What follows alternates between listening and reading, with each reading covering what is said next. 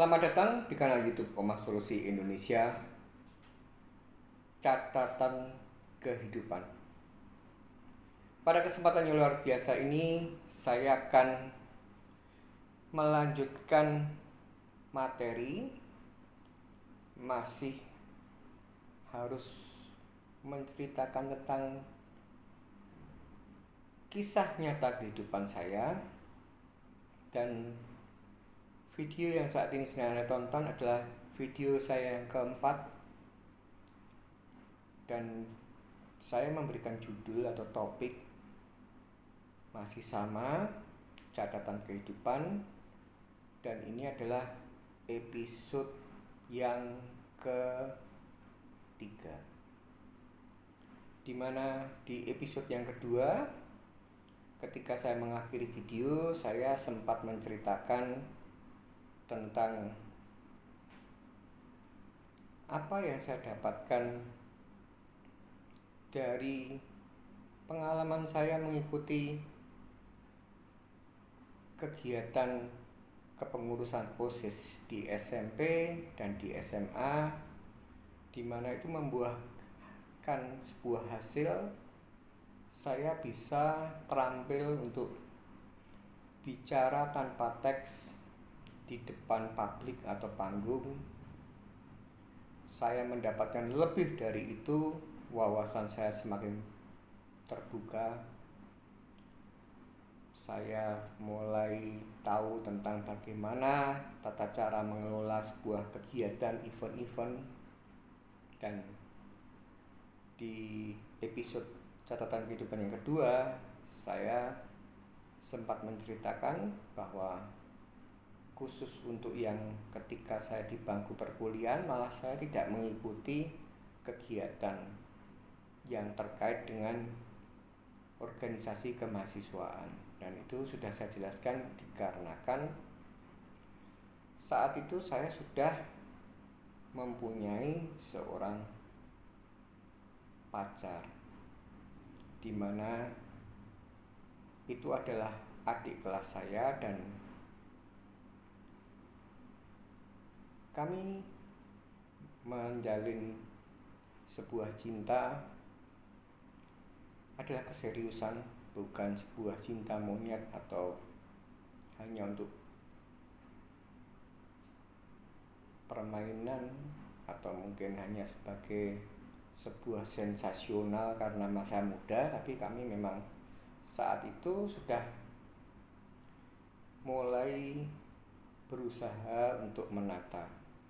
Jadi tidak sekedar pacaran, tapi kita punya pengharapan happy ending, walaupun akhirnya hal tersebut tidak terjadi. Sudah saya katakan bahwa manusia hanya bisa merencanakan, berupaya semaksimal mungkin, sebaik mungkin, akan tetapi Tuhanlah yang menentukan. Walaupun saya mulai dari adik kelas, ketika dia mantan pacar saya ya, berarti ya, mantan pacar saya ini SMA kelas 2, Sweet 17 pun saya mendapatkan sebuah kesempatan istimewa. Saya ketika pesta itu pun juga senantiasa, kalau pesta Sweet 17 itu ada acara Polonaise King and Queen, yang ulang tahun Queen, dan yang menemani prosesi Polonaise tersebut adalah saya. Dan itu pun juga tidak sebatas sampai di situ. Ketika kakak saya pertama yang saat ini sudah almarhum menikah tahun 1995,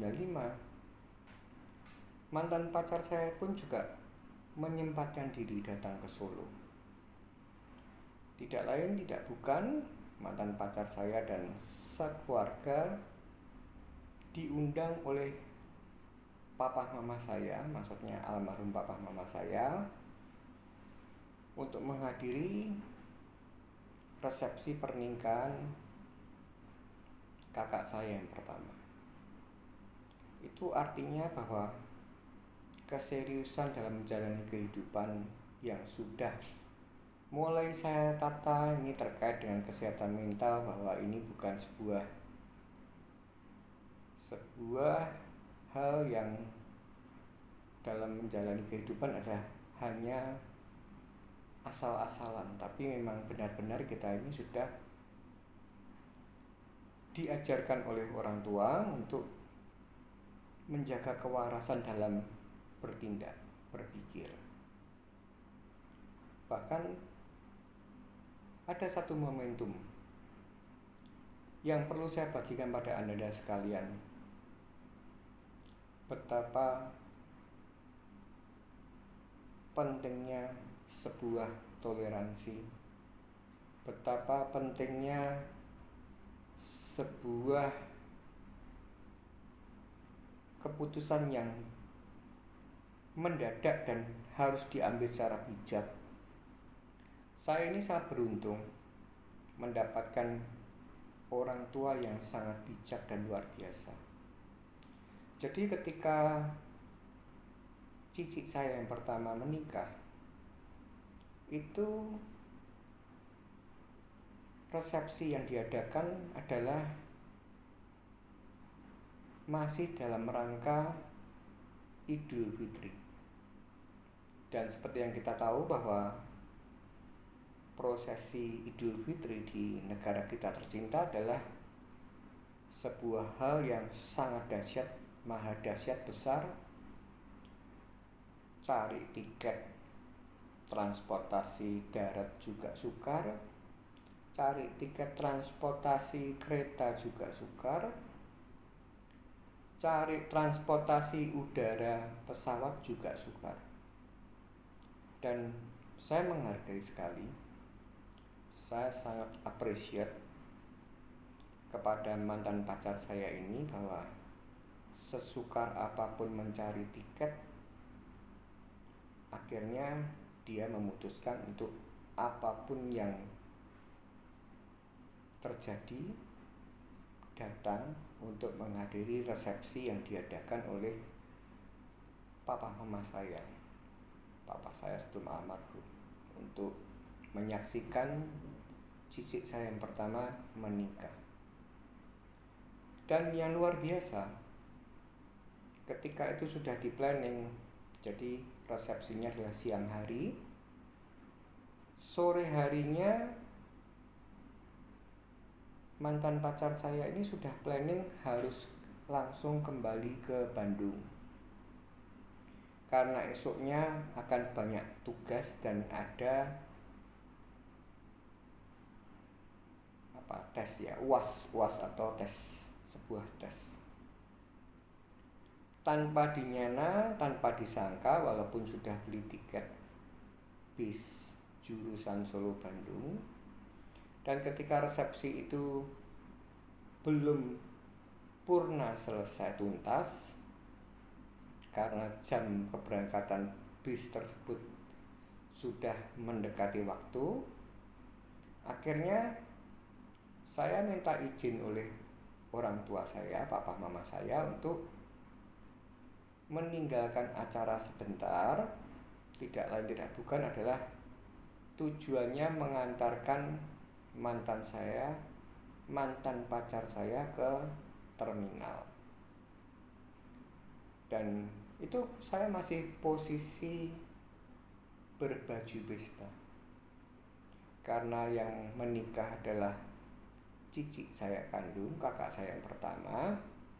Itu artinya baju pesta yang saya pakai adalah baju pesta resmi, menggunakan jas lengkap dengan dasi.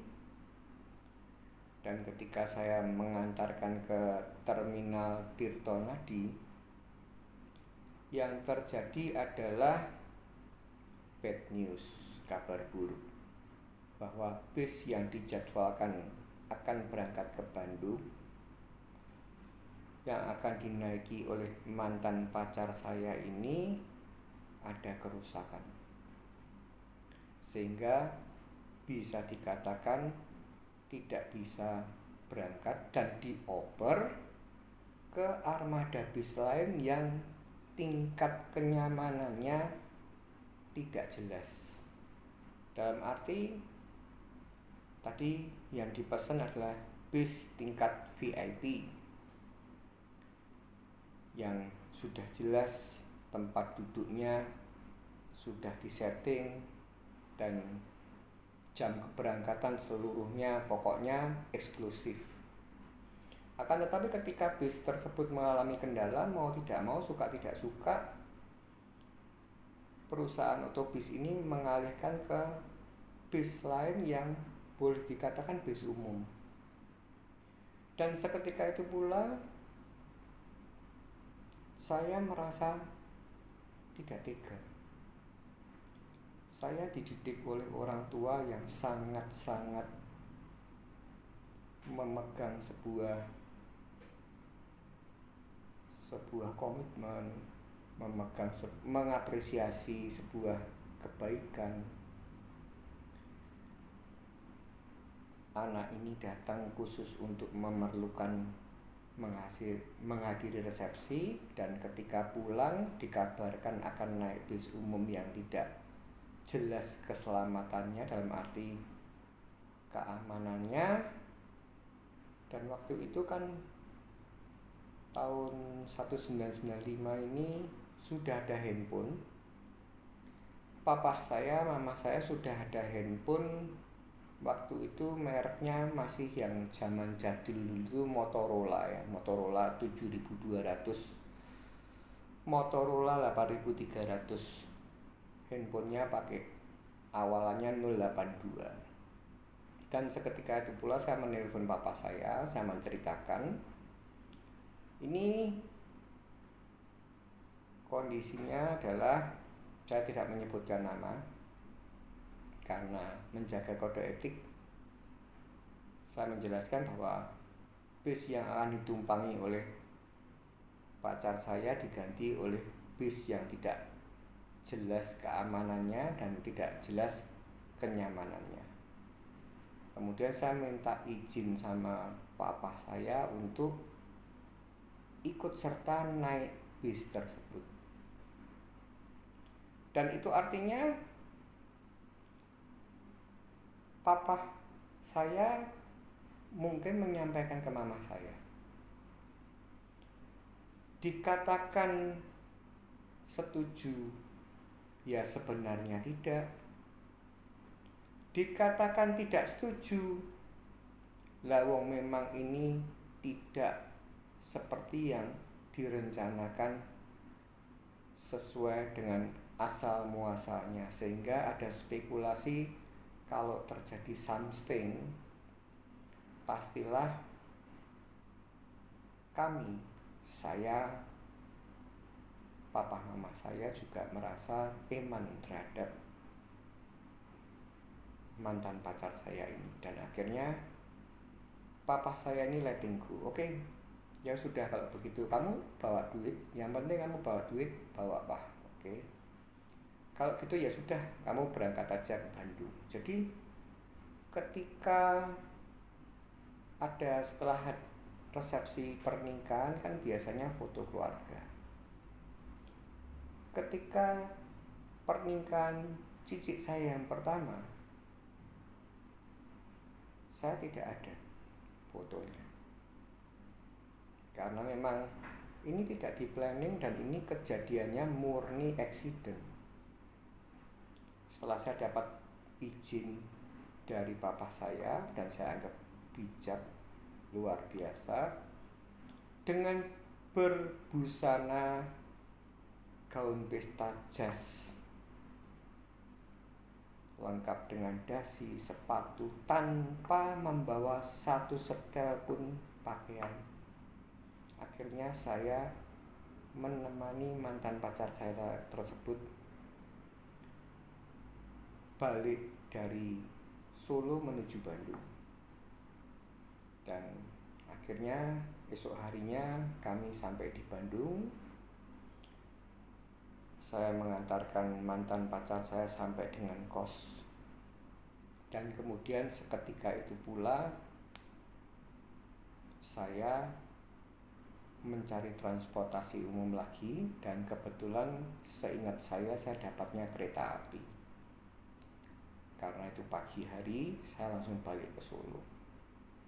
Dan saya sampai di rumah, dikatakan kedua orang tua saya marah, tidak. Wong memang ini accident. Tapi dikatakan kecewa, iya.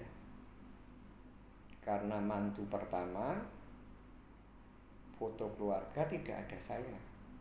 Dan akhirnya diakali oleh foto studio yang mereka sewa, orang tua saya sewa, akhirnya diakali dengan saya beberapa hari kemudian foto sendiri, disesuaikan dengan space yang ada, dan akhirnya direkayasa sehingga di foto itu seolah-olah ada saya. Tapi sebenarnya itu adalah rekayasa foto. Itu yang akan saya tambahkan dulu tentang, karena ini ada kaitannya dengan catatan kehidupan episode yang kedua, bahwa sampai segitunya usaha kami berdua untuk senantiasa bersama. Akan tetapi karena setelah semester meningkat, kegiatan mantan pacar saya juga, karena bidang yang diambil adalah cukup berat, arsitek, banyak tugas kelompok dan sebagainya, dan saya sendiri juga menjelang akhir-akhir semester, itu kualitas hubungan kami jadi terganggu oleh padatnya acara yang ada di masing-masing pihak. Contohnya ketika saya harus menelpon melalui wartel, ya sekarang saya dah ingat wartel. Ketika saya mau menelpon lewat wartel, tidak bisa ketemu. Ketika mantan pacar saya mengatakan tanggal sekian agak longgar, gantian saya yang banyak acara, tugas-tugas, makalah-makalah menjelang skripsi. Sebaliknya ketika saya yang agak longgar, gantian mantan pacar saya yang sibuk. Dan satu hal yang ini sudah mulai ada tip-tip tentang kesehatan mental, bahwa sebuah hubungan itu sebenarnya jarak itu tidak membuat sebuah perkara, tidak membuat kualitas hubungan itu renggang.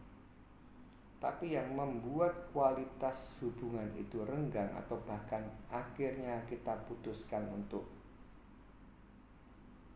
berpisah, mengakhiri hubungan itu sendiri karena kami ragu.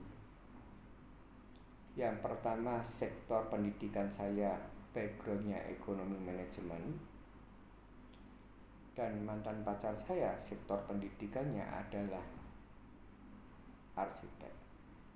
Dan satu lagi yang ingin saya bagikan, ini mulai saya membagikan tentang kesehatan mental. Maksudnya ada tip-tip. Jangan pernah hidup menggunakan asas asumsi ketika menjalin relationship. Karena pada saat itu saya menggunakan sebuah asumsi, bukan melihat realita bahwa kalau saya paksakan datang, tugasnya terbengkalai, nilainya jelek. Waktu itu kan kalau nilai kuliah itu A, B, C, D ya. Kalau sampai ngulang, padahal kami berdua ini orang yang perfeksionis. Sehingga saya tidak mau akibat keegoan saya membuat dianya terbengkalai.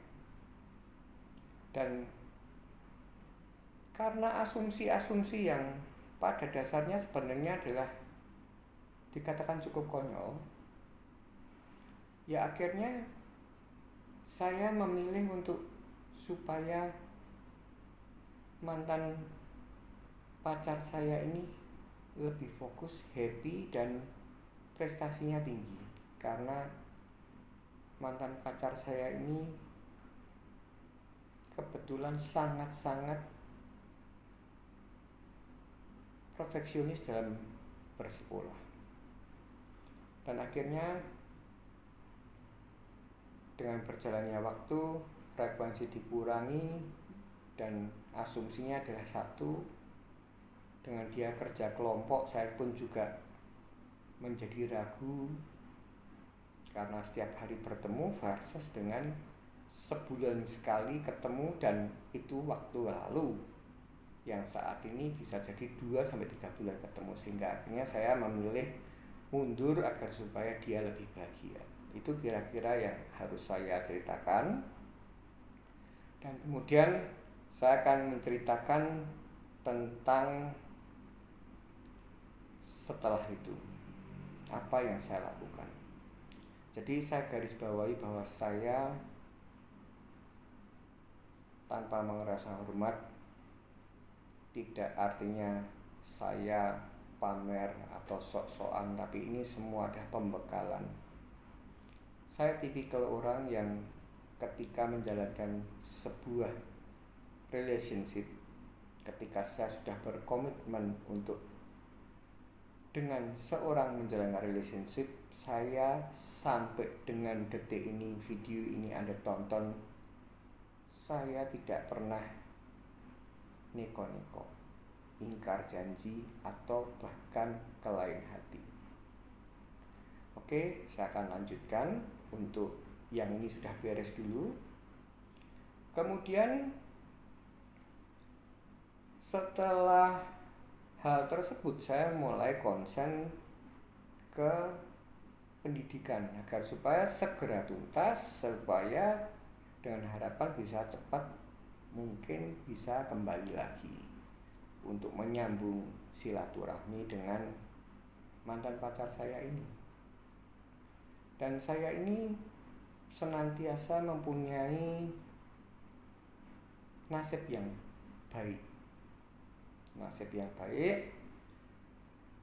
Jadi mamah saya, seperti yang saya sudah ceritakan di catatan kehidupan episode 1 atau 2, bahwa mamah saya itu punya adik perempuan, tinggal di Jakarta, suksesnya luar biasa. Dan adik perempuannya ini, suaminya punya adik perempuan. Jadi mama saya punya adik perempuan, adik perempuannya mama saya punya suami, suaminya adiknya mama saya punya adik kandung perempuan.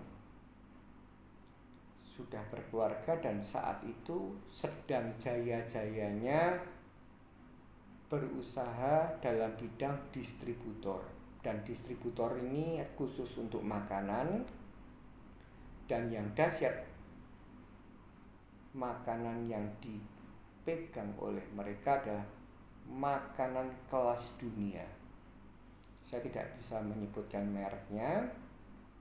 Dan ketika itu sudah mereka pegang, tapi karena zamannya dulu adalah zaman angkatan, berarti kalau saya kalau manggil suaminya saya om, itu kan mereka belum mengenal tentang teknologi komputer, manajemen yang baik dan benar belum terlalu mengenal. Dan ketika itu disampaikan ke,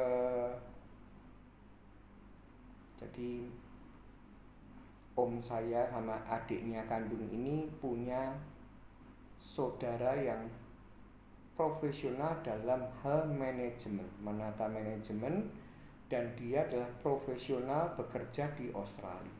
Jadi ini bukan main-main prestasinya. Seingat saya namanya Pak Hari. Dan ketika Pak Hari ini ketemu dengan om saya dan adik kandungnya, memberikan sebuah edukasi bahwa perusahaan kamu, company kamu ini majunya luar biasa.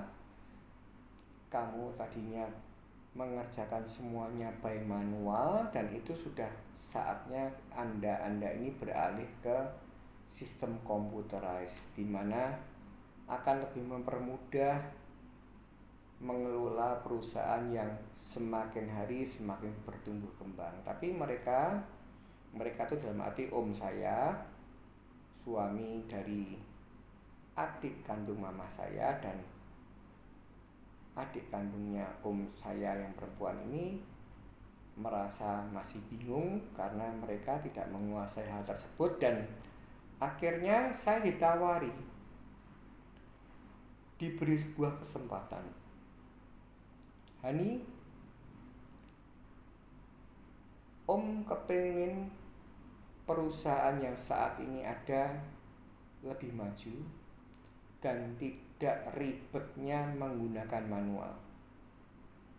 Dan om punya saudara yang expert, yang profesional bekerja di Australia, dan dia siap membantu kami. Kami itu maksudnya om saya dan adik perempuannya dan suaminya. Dan akhirnya saya dipertanyakan, kamu di perkuliahan sudah pernah mendapatkan hal tersebut? Saya mengatakan bahwa di perkuliahan ya saya dapatnya ya sebatas teori, pemahaman, tapi praktek belum pernah saya lakukan. Dan ini adalah momentum, ini adalah kesempatan yang tidak pernah saya sia-siakan. Akhirnya diaturkan sebuah jadwal, sampai akhirnya saudara yang dari Australia yang profesional dalam bidang pekerjaan yang sudah bekerja di Australia ini datang ke Indonesia. Dan akhirnya saya diajak meeting,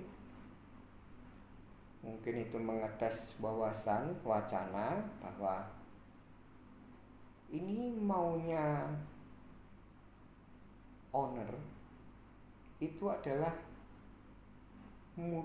bagaimana cara memudahkan untuk ketika itu akhir bulan, closing, ganti bulan, baik itu inventory control, baik itu laba rugi, neraca, itu bisa tersajikan secepat mungkin dan itu akurat. Dan Pak Hari ini mempunyai kolega programmer yang satu khusus untuk inventory control. Waktu itu zaman dulu menggunakan software Clipper. Sedangkan yang satu lagi khusus untuk menghandle tentang laporan keuangan, laba rugi, neraca, dan itu menggunakan sistem General Ledger. General Ledger softwarenya Apex. Dan saya ini tidak pernah menyia-nyiakan, karena saya tidak bicara teman-teman saya kuliah yang ownernya adalah bapak ibu, mamah papahnya atau bapak ibunya sendiri, itu sih nggak gumun kalau misalkan mereka langsung diberi kedudukan yang dahsyat.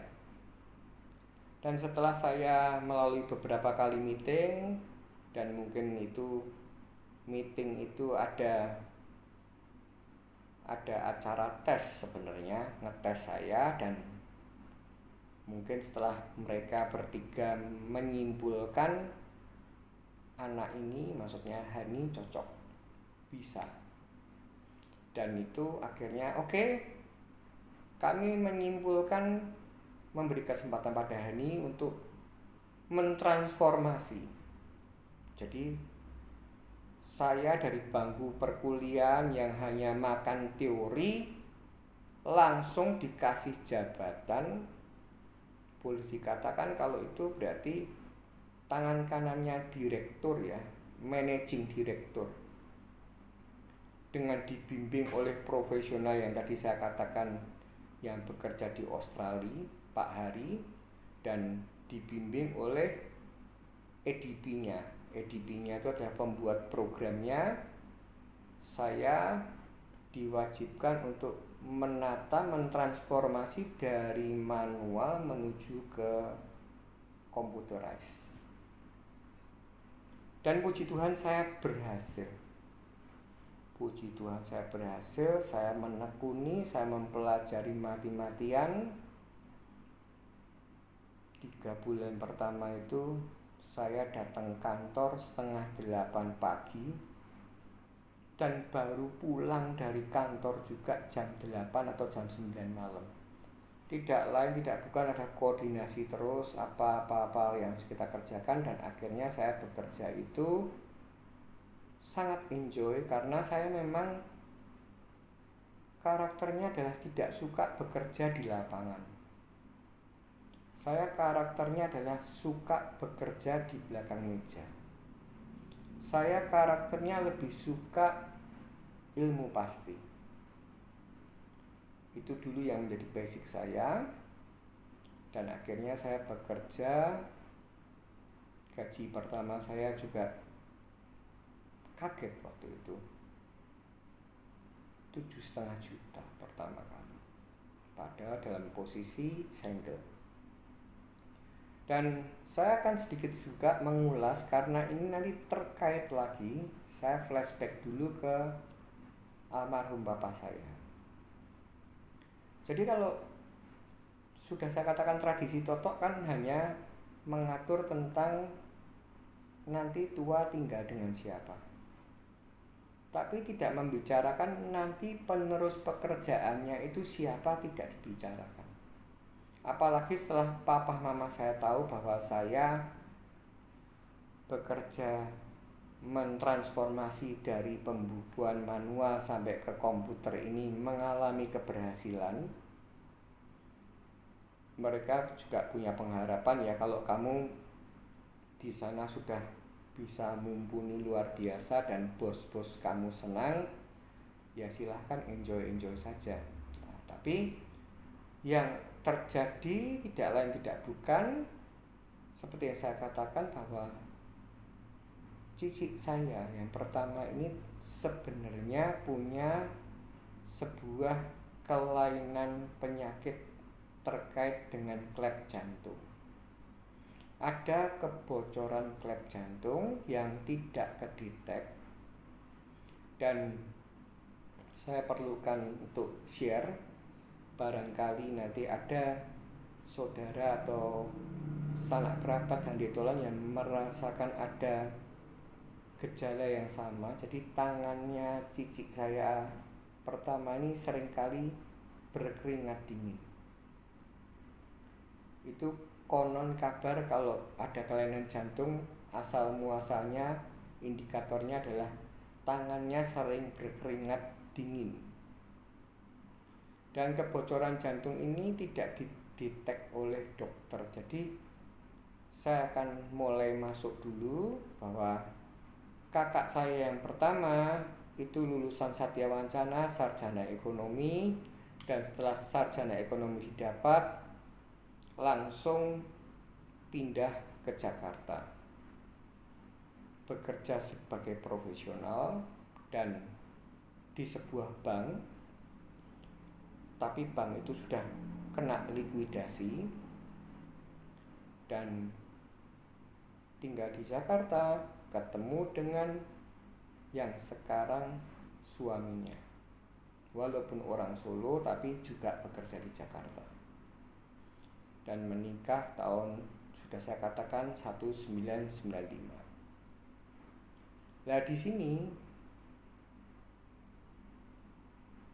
karena adanya sebuah kelainan jantung yang tidak kedetek dianggap sepele, maka dari itu saya berpesan apapun yang terjadi dalam kondisi jasmani kita itu kita harus antisipasi maksimal. Dan kebetulan setelah menikah setahun kemudian punya anak, dan kebetulan prosesi melahirkannya adalah melahirkan secara normal.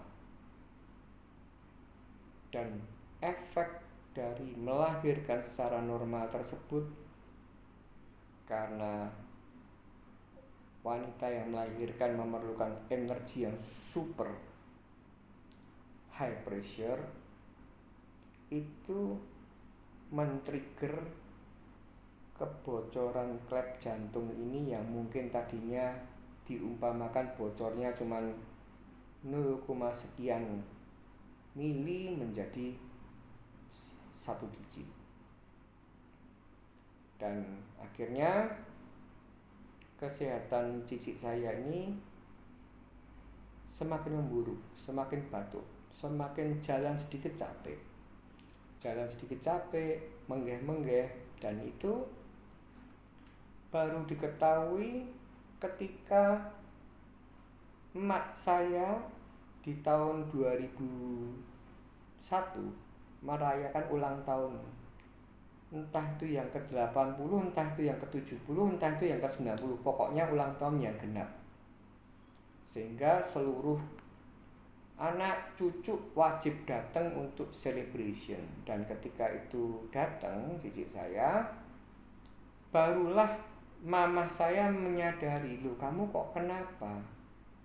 Cuman jalan beberapa jengkal kok menggeh-menggeh."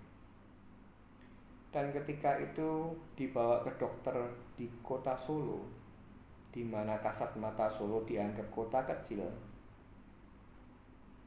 Dokter jantung terkenal saat itu ada Dr. Fatoni.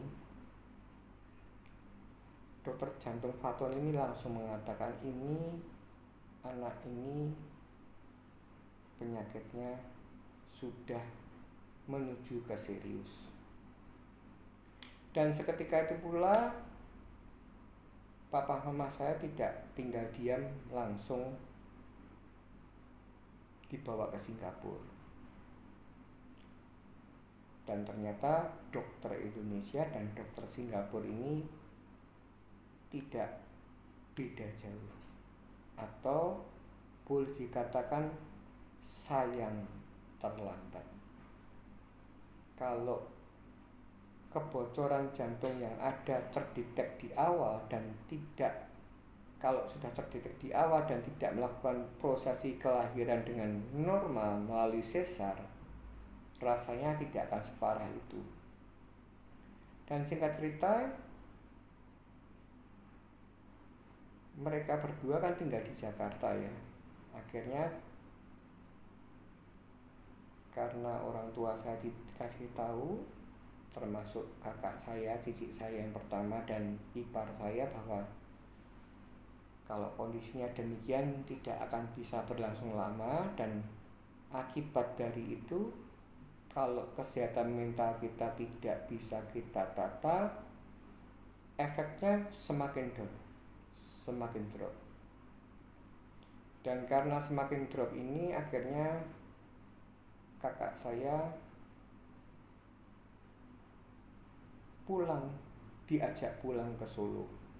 Dan kondisi saat itu saya sudah mempunyai istri. Jadi saya akan flashback dulu supaya ini lebih detail. Kakak saya setelah lulus universitas melanjutkan bekerja di bank swasta terkenal di Jakarta, dan dipertemukan jodoh di Jakarta walaupun itu orang Solo, menikah tahun 1995. Kakak saya yang kedua juga lulusan Satya Wacana dari jurusan diploma sastra Inggris, dan setelah selesai kuliah melamar pekerjaan di bank swasta di Solo sebagai teller. Itu pun juga sudah dilikuidasi, dan dari dari kakak saya bekerja yang nomor 2 ini ketemu dengan jodohnya yang saat ini suaminya, akibat si kakak ipar saya ini setor dan ketemu dengan kakak saya, dan akhirnya tahun 1996 juga menikah. Dan kemudian setelah saya merasakan masa depan yang mapan, lah tadinya sebenarnya saya ingin sekali seperti Pak Hari yang dahsyat, yang bisa menjadi profesional di Australia. Bahkan saya pernah ada keinginan untuk melanjutkan di Australia, dan untuk menuju ke impian saya tersebut saya harus belajar les bahasa Inggris, khususnya untuk mengetahui nilai TOEFL saya. Tapi ketika saya sedang menjalankan proses les Inggris tersebut, Tuhan berkata beda lagi, di mana di sana di tempat les Inggris saya bertemu dengan seorang wanita dan akhirnya menjadi istri saya. Jadi tidak jadi ke Australia, dan kami berpacaran 2 tahun, dan akhirnya papa pun mama pun juga merasa gak perlulah untuk mengejar sampai sedemikian perjuangan atau menghabiskan waktu. Dah, kalau kamu memang sudah cocok ya sudah, nikah saja. Jadi ketika saya tahun 99, artinya saya kelahiran 1973, saya umur 26,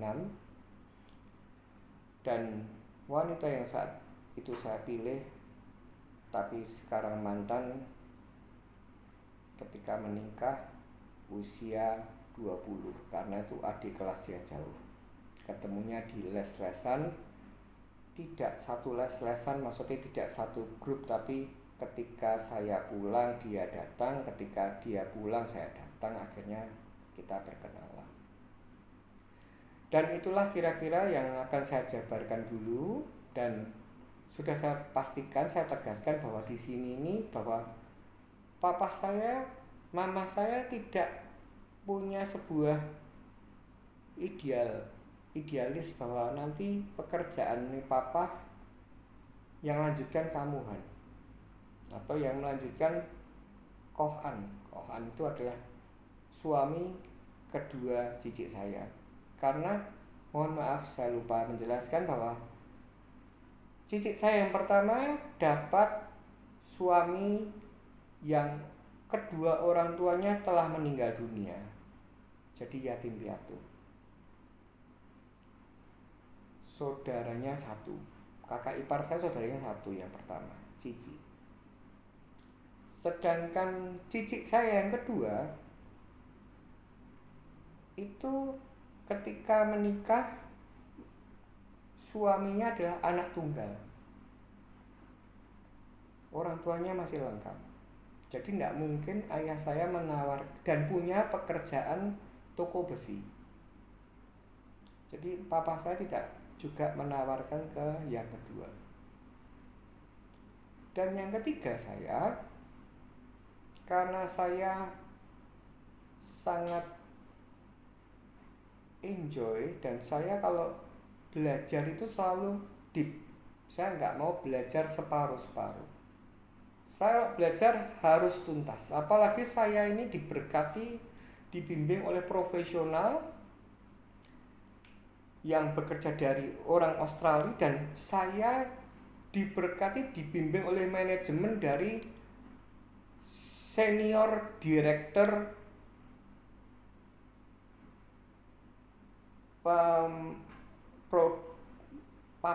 pabrikan makanan internasional. Jadi saya tuh dididik oleh 2 mentor yang dahsyat. Sehingga saya enjoy sekali itu. Dan ketika itu sudah saya merasa enjoy, cobaan hidup itu tidak bisa dihindari. Setelah kakak saya 2001 divonis sakit yang bisa dikatakan tidak ada obatnya, dan akhirnya 2004 pass away, meninggal dunia, papa saya juga mama saya drop. Siapa yang tidak drop jika kehilangan seorang anak? Dan akhirnya dengan kekecewaan kehilangan seorang anak di usia yang muda, kakak saya ipar ini ditarik ke Solo. Tadinya di Jakarta, ditarik ke Solo dengan harapan satu, agar supaya papa mama saya dekat dengan cucunya, karena cicit saya yang pertama almarhum ini mempunyai satu orang putri. Nah, di sini mau tidak mau, suka tidak suka kan, kalau mau memindah atau menawarkan untuk ke Solo itu kan berarti kan semuanya kan harus terplanning, menatakan usaha di mana ini tidak sejiwa, di mana kakak saya ipar yang pertama ini tidak suka tentang hal yang bau kotor, karena kalau peternakan identik bau kotor. Nah, di sini papa mama saya tidak give up, karena memang mereka taunya ya ternak ayam, tidak memberikan pilihan lain kepada kakak ipar saya ini.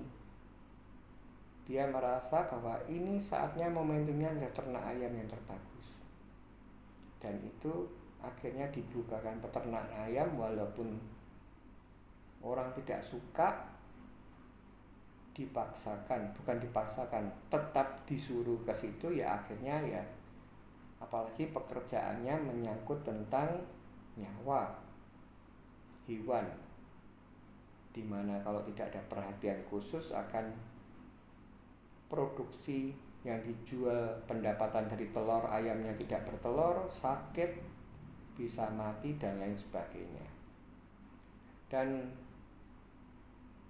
videonya kan saya tutup dengan satu kesimpulan, yang tadinya ayah saya berenergi melihat ketika anaknya dahsyat, maksudnya dahsyat itu mapan walaupun belum kaya, tapi seketika itu pula setelah cicit saya sakit dan akhirnya sudah dibawa ke Singapura, sudah dikonsultasikan di negara tirai bambu, dikonsultasikan di Malaysia, karena kondisi cicit saya ini di tahun-tahun terakhir sudah tidak bisa untuk dibawa pergi jauh, tidak bisa menempuh perjalanan jauh, sudah benar-benar drop. Dan akhirnya cicit saya meninggal di salah satu rumah sakit swasta di Jakarta, tepatnya di Rumah Sakit Medistra. Dan seketika itu pula setelah cicit saya meninggal dunia, konsentrasi kerja papa saya, kebahagiaan papa mama saya terpukul. Dan di situ nanti saya akan ada materi.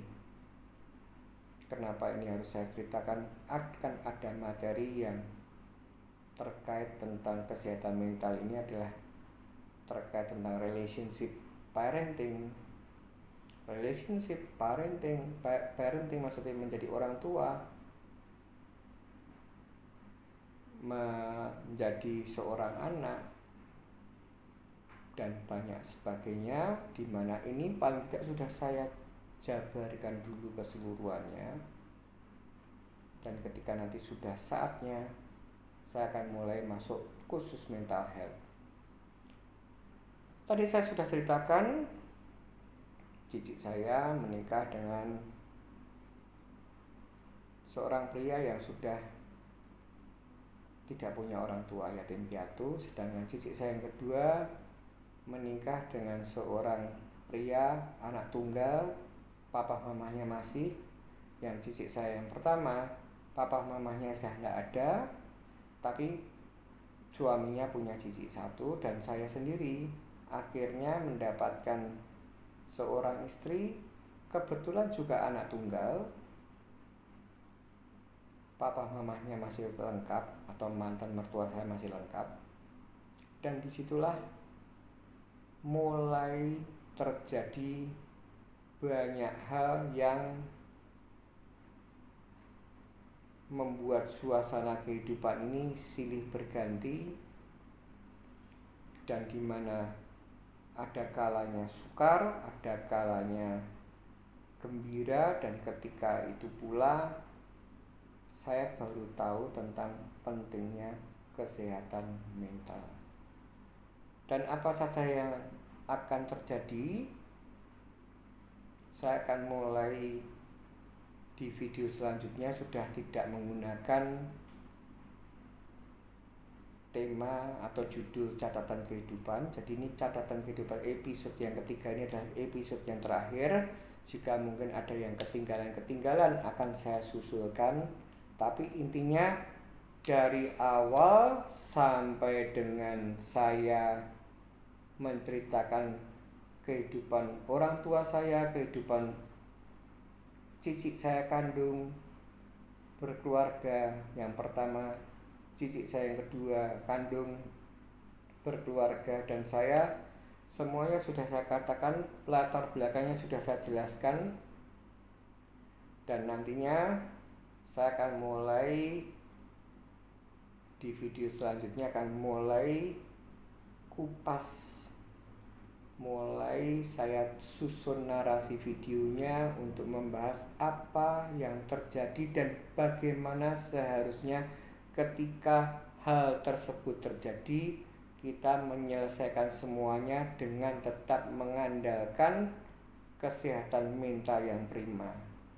Menyelesaikan semua perkara yang timbul harus dengan penuh kesadaran dan harus didasari dengan sebuah komitmen bahwa apapun yang terjadi, hadapi masalah tersebut dengan kewarasan dalam bertingkah laku. Semoga video ini bermanfaat, dan semoga video ke depan sudah bisa lebih gamblang masuk ke topik. Dan satu lagi, tanpa Anda melihat video saya di catatan kehidupan pertama, catatan kehidupan saya episode pertama, episode kedua, dan ketiga ini, nantinya ketika saya akan mulai split case by case, Anda akan bingung. Kalau Anda bingung, ya berarti Anda mau tidak mau harus menonton dulu kisah yang sudah saya bagi menjadi 3 episode. Jangan menyerah, tetap semangat, dan ingat, badai pasti berlalu.